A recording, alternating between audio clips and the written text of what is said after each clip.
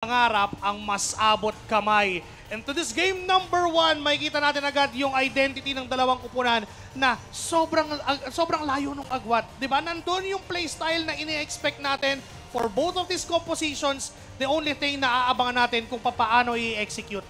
Yan, and nagpakita na kagad sila ng difference sa isa't isa. Kasi talagang iba yung magiging execution ng kanilang lineup dito. We don't know yet how are they gonna maximize the Moskov sa kakulangan nila ng damage and those Zushin and Angela para sa mga pokes nila during the objective takes. Pasok tayo sa Land of Dawn. This is game number 1, Smart Omega Neos versus ang Onyx 9 Lives. Medyo kalmado pa naman ang mga pangyayari. This is what to expect din sa composition ng dalawang upunan up until their ultimates, up until their level 4s. Maya-maya pa. Kalmahan muna nating lahat. Kasi ang gulo ay namumuo pa lang. At ni Ultimo Repolyo ngayon, attempt pa rin naman from... Uy! He actually got it in front of 3 members from Onyx 9 Lives. Parang inagawan bigla yung bata ng Candy eh. Ganun lang yung ginawa eh. Dumaan lang para kunin, and that is somewhat na lamang ng Smart Omega. Yung 158 na yan, dahil yan doon. Di ba? Nag-try lang naman siya eh. Yun yung kakaiba sa mga, yun yung difference sa mga usual na explainers natin at sa MDL and MPL. Yung mga explainers na ganyan, hindi yan tumatambay. Talaga hanggat maaari kung kaya niyang umikot at sumilip. And that Little Wonder, pwedeng ma-maximize yung kawalan ng Lito dito ni Kane kung malalamangan siya ni H2 sa retrihan. Ngayon na parehas naman silang level 4. Nag-aabang na rin itong si Kyurem at alam niyang papunta si Lanzo at si Kane doon sa pwesto na yon. Pero talagang naghihintay pa sila ng perfect moment. Medyo masakit yung pokes na manggagaling sa Smart Omega Neos. Mapipilitang umuwi si Sean. That's a delay into the mid lane para dito sa Onyx 9 Lives. Lalo na sa paglabas ng Turtle, alam yan, kalkulado ng bagong barangay na matagal-tagal pang babalik si Sean at hindi siya magkakaroon ng Crimson Beacon. Mag-a-attempt yung gulong. Pero si Kane pa rin yung makakakuha ng pagong sabay na bakuran. Nilanso ang tatlo mula sa bagong barangay. May iwan sa loob, pero may katana or may kadena na dadala. Doon si H2O palabas. Kanina pa, kung inagawan nyo kami ng Lito, sige, aagawan ko kayo ng pagong. Yun yung naging ganti agad ni Kane doon sa laban. And with that, biglang nag-even out yung nangyaring trade doon sa laban na yon. At kahit papaano tablado pa rin ang estado ng laban si Dan! May pagulat si Dan. Kami naman sa may gitna. Natabuan doon si Kaloy.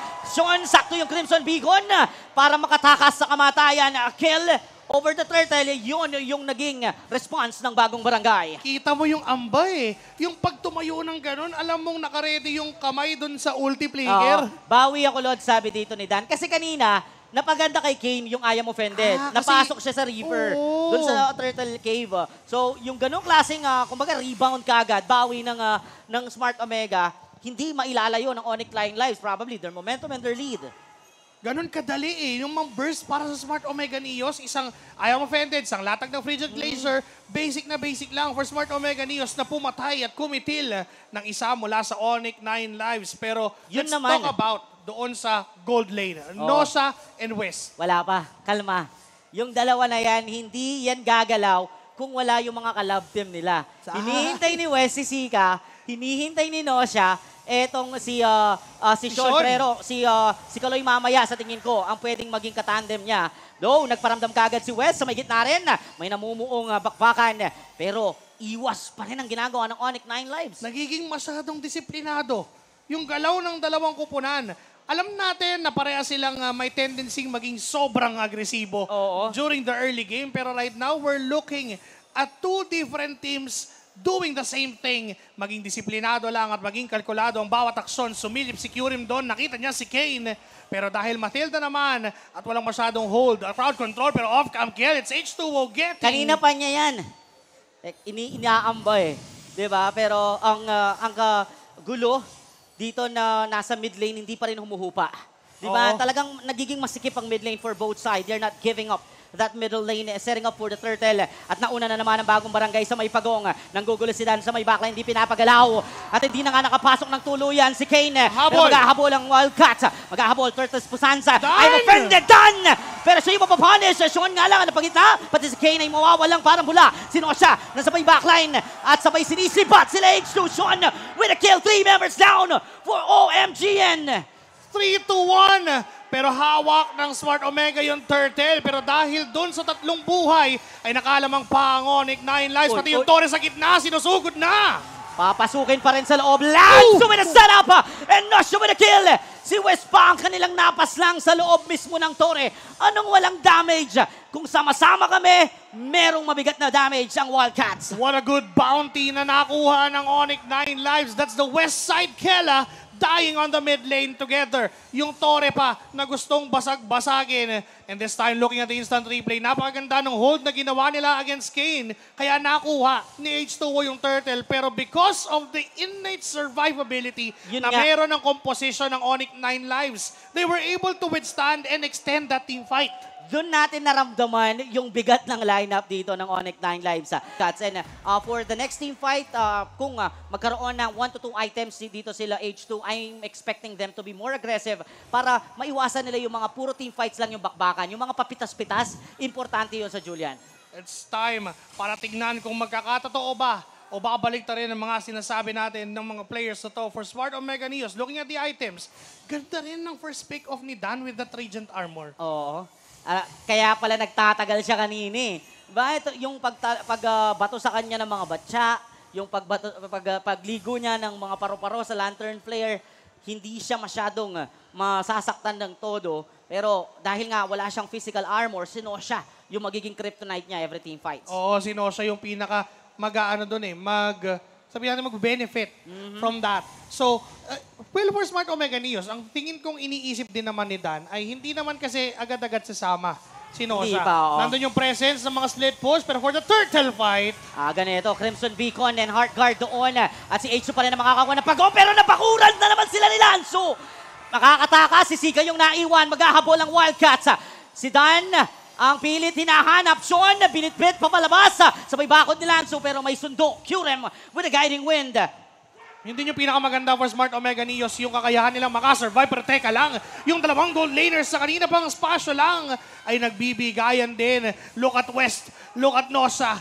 Nagpaparamdaman sila. Ganito na ako kasakit. Ikaw, gaano ka kasakit? Nagsukatan na ng damage. Kanina pa kasi nag-iiwasan eh. Ngayon, kanina si West talaga yung naghahamon. He knows that he has the early advantage with those synchro fissions and the pokes. Magical damage ng Harith. Pero ngayon, kaya na ni Nosha. Dahil nga yung Spare of Misery, pag tumama yan at nadikit pa sa bato si West, yung DPS na meron na. Itong kanyang Golden Staff and Corrosion Sight is enough.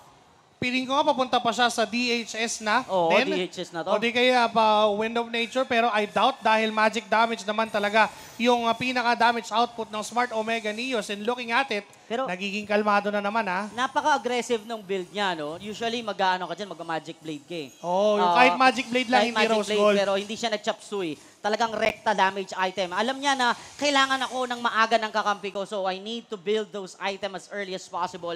And I'm not gonna be surprised if Nosha joins the next team fight. Dahil siya yung pinaka-panggagalingan naman ng Oo. damage output. Kaso nga lang, medyo tumichepit, pumipitik lang ng mga paunti-unting tore dito. Ang Smart Omega Neos, alam din nila na hindi pa kaya ng team fight, so iwas muna. That's the time I saw the beauty of the Matilda. Nakapag-split push din sila kahit pa paano. Yun yung expect natin pag may mati. Lalo na kalaban mo Moscow. Talo ka talaga sa mga isolation. Tingnan mo yung ginawa dito ni Nosha. Binabati natin yung item niya, pero yung Torre, tinatrabaho niya, nabasag na pala niya yung mga Torre dito sa taas ng Smart Omega Neos. Actually, pinapansin pa nga natin siya dun sa lagay na yan. Oo. Pero hindi natin napansin na ilang tore na yung nilalagas niya. Diba, trabaho lang. Diba? Para sa kupunan ng Onyx 9 lives. And now for this Lord, ito yung sinasabi nating drastic change sa priorities ng dalawang kupunan. Kaya ulit gawin ni Dan ang kanyang trabaho na mailayo at makontrol si Kane. Anytime Nosha will travel. Sean Lanzo and back the lane. hard guard coming in. Lanzo on the backside. The Winter Crown popping out. Nag-yelo. H2! Si Sika sa kanyang Pride of Ice. Sika ay tutumba pero nakuha pa rin ng bagong barangay yung pagong si Nosha. Hindi na nga pumunta sa bakbakan pero maiiwan si H2O. Tamang enhanced sword na lang pero hindi yun sapat. Nosha still doing his job up top. Samantalang may bakbakan na doon. Si Nosha pa rin. Tutuhog kay Dan. Sakit na masyado ng kanyang mga sibat. Pero nahatak papasok. Basag yung Torre. Kaya pa rin Dan. Nakalawit sa sibat. Outplay. Nosha tried it. Pero nanaiga pa rin ng kaunatan ni Dan. Pero 4-man down yon para sa Smart Omega Neos. Kanila nga alang din naman yung Lord. Still, they are breathing fine kahit medyo head underwater na ang Smart Omega Neos. Wala yung inhibitor turret sa itaas. Pero yung baba, sinusubukan na rin sa lubungin ng Onyx 9 lives yung Lord. Grabe yung ginagawa dito ni Nosha. Di ba naipapanalo ng Onyx 9 lives yung mga ganong klaseng trade without Nosha. Hard guard. Pero masyadong napalalim yung gulo. Pakot na naman ni Lanzo. Nasa back yung dalawa. Nabuhat pa palabas noon si H2O. Burst One on the more Lord. time. Crimson Beacon. Hard guard. And the love waves popping out. Patay doon ang Humble Beast. At doon magtatapos ang pagtutuos. Baback out muna ang Onyx 9 lives at aalis. Pero because of what they did, na-expand yung kalamangan into 1.84K. And looking at the items, handa na rin silang lumaban ng Sabayan. Oh. Imagine, Sabayan, na 4 lang sila. And here comes our player Wow. trivia. 500 assists ang meron na si Curem on his MDL career. That's another milestone for the Smart Omega Neos. Yung gold lead natin, napansin mo kanina, Kuya Joshi Cakes, hindi ganun kalaki. Oo. Sa dami ng mga pangyayari. Pero sa tingin ko, ang pinaka-iniinda ng bagong barangay ay yung ginagawa ni Nosha. Yun na nga, natatalo sila dun sa mga team fight na kung saan wala pa si Nosha. Paano pa? Pag nandun na rin siya. Di ba? Dating nakita natin yung ganyang klaseng playstyle ni Nosha, nakasan. Ganun naman talaga yung expect natin. Pero Oo. Moskov, again, split push is natural for a Moskov, but expecting him to teleport, hindi na niya ginagawa yun kasi hindi na siya kailangan. Oo, we got it covered. Sabi ng Onyx Direct 9 lives. push ka lang dyan. Sige, dyan nga na. Gusto mo, lumipat ka na rin ng... Hindi Hindi, Hindi siya lilipat ng team. Lipat ng lane. Lipat ng lane. Kababa naman kasi yung Oo. trabaho niya. Tingnan mo, siya pa yung nakapronta. And kapansin-pansin din, yung hard guard, nagagamit lagi kay Sean. So gusto talaga ng Onyx 9 lives na magbabad ang Smart Omega Neos sa mga lantern flares para mapatagal din. Kasi ang kapal ng shield. Meron ka ng shield sa Crimson Beacon, tapos may shield pa ng Oo hard nga. guard. Di ba? Puro ka shield. Di ba? Galit ka ba sa ano? Siya na yung bagong endorser ng Gluta, hindi na yung Esmeralda. Hindi na. Shield, kung shield din, namumuti yung buhay. Galit ka ba sa sakit? Galit sa sakit, may malasakit yan eh. Di ba? Putlang-putla na nga si Jun eh. Pero Ayun, ganun tinan mo, may shield na naman. Nag-blood wings pa. Bloodwings pa. Grabe, may utang pa nga yung HP niya eh. Pwedeng maging all white. All white na O, eh. teka lang, napansin siya at nakita na medyo mag-isa. Kaso doon may nagdadrive, may gulong na gumugulong, pero umatras na lang. Kalmado pa rin yung mapa. Kahit may Lord na, you can see the position. Opposite side pa ng mapa.